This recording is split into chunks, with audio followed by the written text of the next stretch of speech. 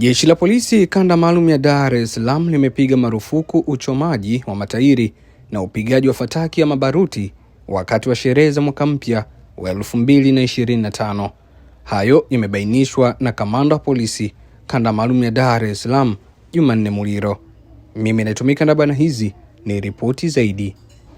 Jeshi la polisi kanda maalum ya Dar es Salaam kuelekea sherehe za mwaka mpya lina jukumu la kuzuia na kudhibiti vitendo vya kihalifu katika maeneo mbalimbali ya jiji la Dar es Salaam kwa kushirikiana na vyombo vingine vya usalama.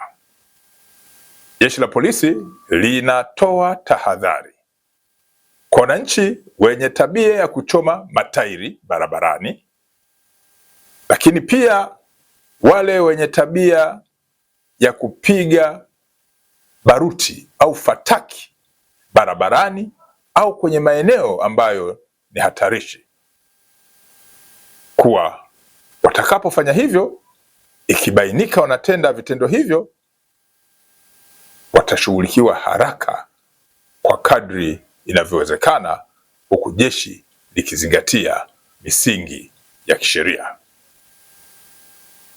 Jeshi linapiga marufuku uchomaji wa matairi barabarani, lakini kupiga fataki au baruti kwenye maeneo ambayo hayakupewa vibali kulingana na mazingira ya kiusalama.